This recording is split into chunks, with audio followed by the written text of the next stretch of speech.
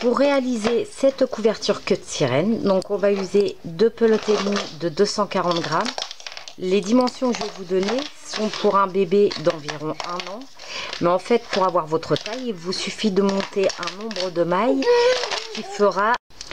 qui correspond autour de votre poitrine. Donc en fait, sous les bras, on va utiliser donc une laine qui se tricote en 4, mais que l'on va tricoter avec des aiguilles numéro 8 pour avoir vraiment cet effet très vaporeux et souple, tout en étant à la fois assez épais. Donc c'est vraiment épais, c'est chaud, ce n'est pas un point ajouré, c'est du nid d'abeille. Donc en fait on a l'impression que le point il est doublé.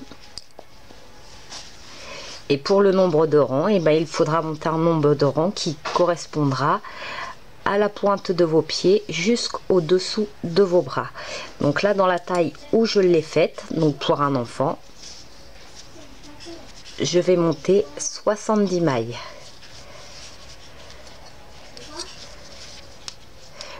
J'ai pris des aiguilles circulaires, mais je ne vais pas tricoter en rond. On ne tricote pas en rond, on tricote qu'en aller et retour.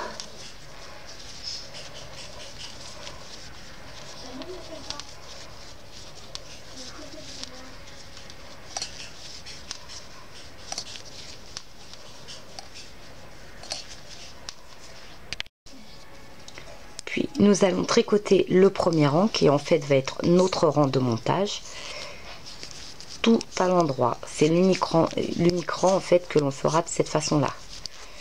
Donc on tricote toutes les mailles tout à l'endroit et ensuite on passera au point fantaisie. Pour faire le point, donc j'ai déjà avancé un petit peu pour que vous voyez bien en fait la souplesse du point, et comme on a utilisé des aiguilles beaucoup plus grosses que la laine, ça fait vraiment quelque chose de très moelleux, de très souple et d'épais à la fois, parce que ça fait un peu comme si que ça faisait une double épaisseur en fait de par ce point. Donc ce point on va le faire sur 4 rangs.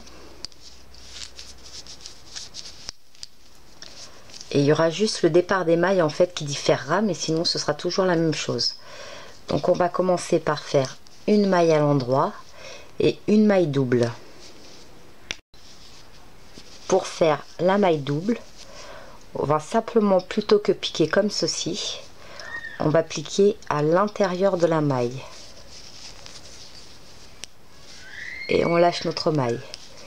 On fait une maille à l'endroit, une maille double, une maille à l'endroit, une maille double. Donc ce sera toujours comme ça, une maille endroit, une maille double. Donc il faut quand même être assez rigoureux pour ne pas se tromper.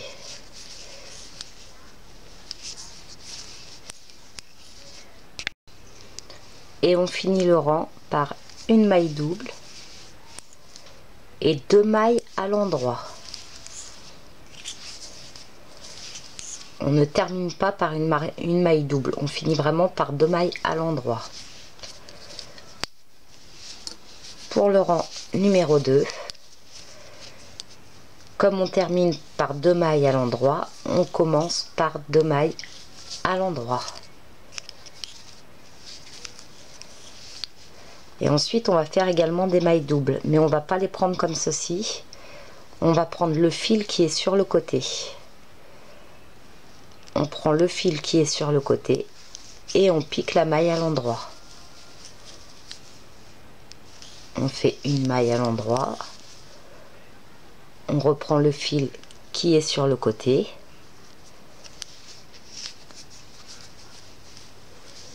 Et on fait notre maille double. Une maille endroit. Normalement vous voyez bien. Ça va être, en fait, c'est ce qui va former également le losange de l'autre côté. Et on pique. De toute façon, vous devez les reconnaître après parce que là, vous n'avez pas de fil. Donc, on la tricote directement à l'endroit. Là, vous avez un double fil. Donc, ce fil-ci qui vous fait reconnaître la maille double. Donc, on termine le rang ainsi. Une maille endroit, une maille double. Donc ces mailles doubles se font sur l'envers du travail, donc vous le voyez, c'est au point de mousse. Ça donne l'effet point de mousse en fait.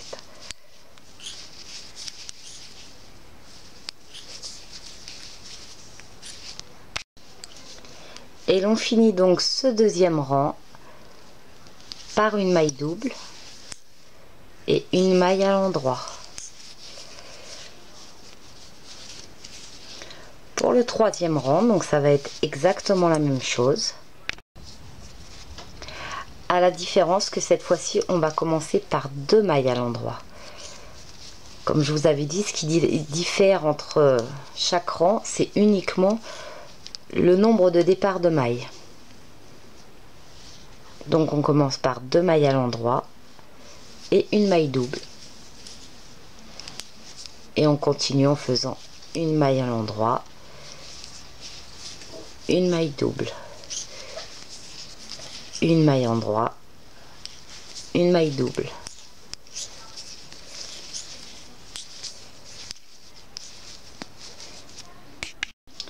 Donc si à un moment donné vous êtes un peu largué, vous savez plus comment reconnaître la maille double à faire de la maille simple, donc là si vous regardez bien, vous avez 2 fils.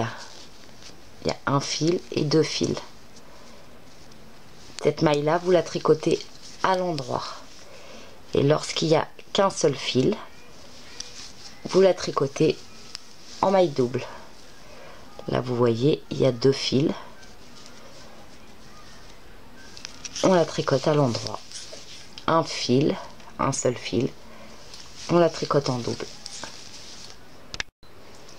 Et comme on a commencé ce rang numéro 3 par 2 mailles à l'endroit, on va finir par une maille endroit,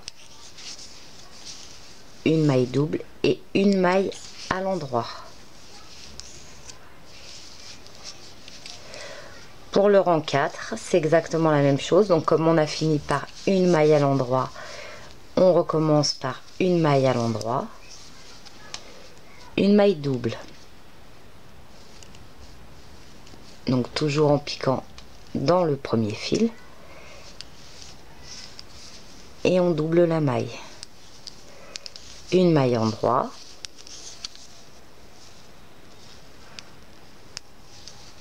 une maille double, une maille endroit, une maille double, et l'on finit ce quatrième rang par une maille double, et comme on a commencé par une maille à l'endroit, on finit par 2 mailles à l'endroit. Donc vous continuez ainsi jusqu'à ce que vous ayez la taille souhaitée. Donc là vous voyez vraiment la souplesse et l'élasticité que ça a créé. Donc ça c'est vraiment le fait que la laine se tricote en 4 et qu'on la tricote en 8. C'est le point aussi qui permet de le faire. On ne peut pas le faire avec tous les points. Donc lorsque vous avez, il faut, pour avoir la bonne taille, il faut que ça s'arrête au-dessous des bras.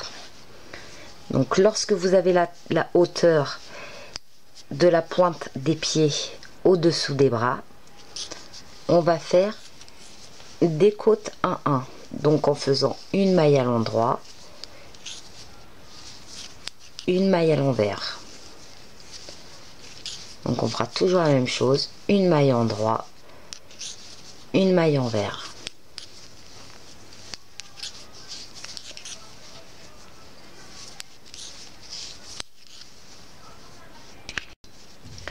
Lorsque l'on a fait 4 rangs de côtes 1-1, on va rabattre toutes les mailles.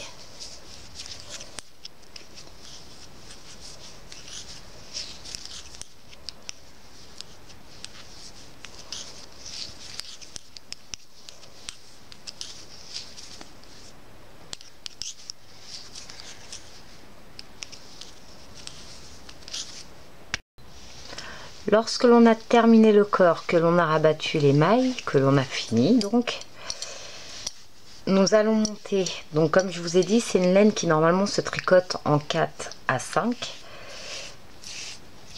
et que l'on a tricoté en 8. On a doublé en fait le numéro d'aiguille. Et là, pour faire la queue, on va utiliser des aiguilles en 4,5 et on va monter 100 mailles.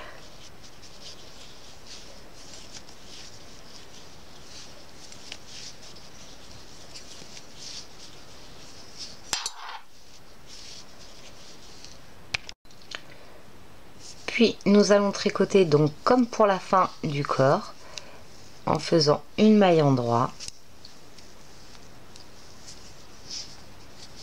une maille envers, une maille endroit, une maille envers. Donc on fera toujours la même chose sur tous les rangs, toujours une maille à l'endroit, une maille à l'envers. Ce qui va nous faire notre queue.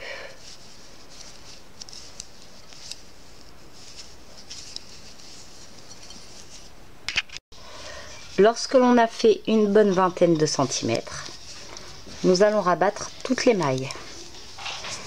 On peut tricoter à l'endroit pour les rabattre.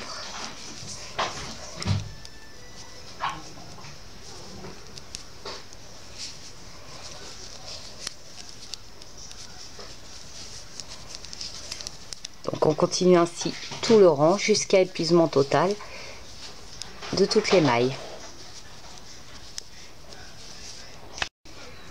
Arrivé à la dernière maille, on va couper le fil, mais en laissant une bonne longueur de fil, parce qu'en fait il va falloir faire un fil de fronce.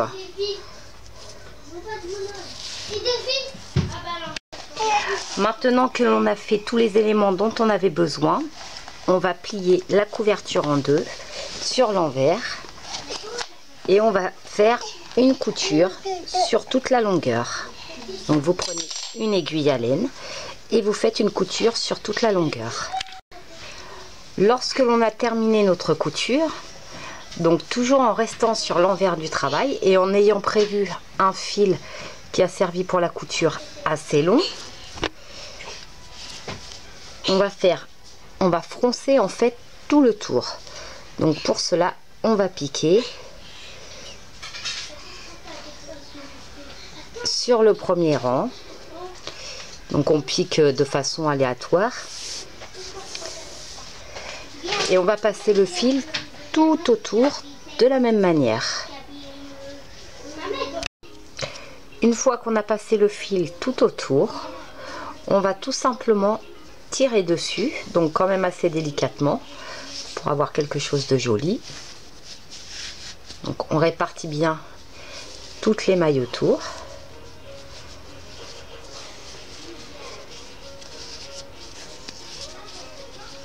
Comme ceci, et on ferme avec une couture.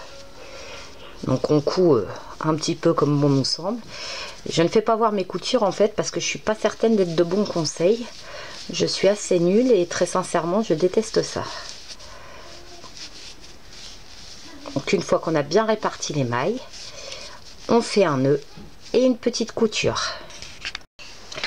Voici donc ce que l'on obtient et de la même manière nous allons faire la queue. Donc avec le fil qu'on a prévu assez long, on va pareil ramasser les mailles.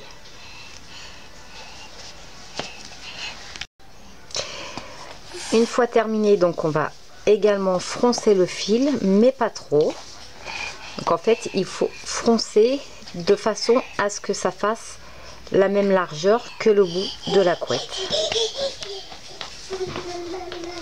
Donc on répartit bien toutes les mailles, on ferme par un nœud et on va coudre à ce niveau-ci. Donc une fois que l'on a cousu la queue, de la même manière en piquant bien au milieu de la queue, on prend un fil de fronce, un fil en fait, et on va faire la même chose.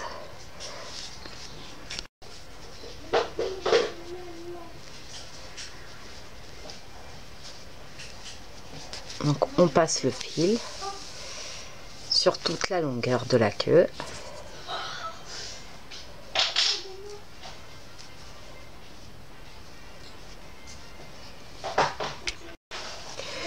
Puis l'on va tirer le fil, donc de façon un petit peu délicate, de façon à créer vraiment de petites fronces bien réparties. Donc lorsque vous avez un beau résultat, il ne reste plus qu'à faire un nœud. Et voici comment obtenir notre queue de sirène. Donc voici, une fois terminé, il ne reste plus qu'à rentrer les fils. Donc c'est vraiment très simple. Contrairement à ce que on peut penser du point, ça monte très vite car on a utilisé des grosses aiguilles. Et voici donc le résultat final. Et c'est vraiment très souple, c'est magnifique. La demoiselle est ravie.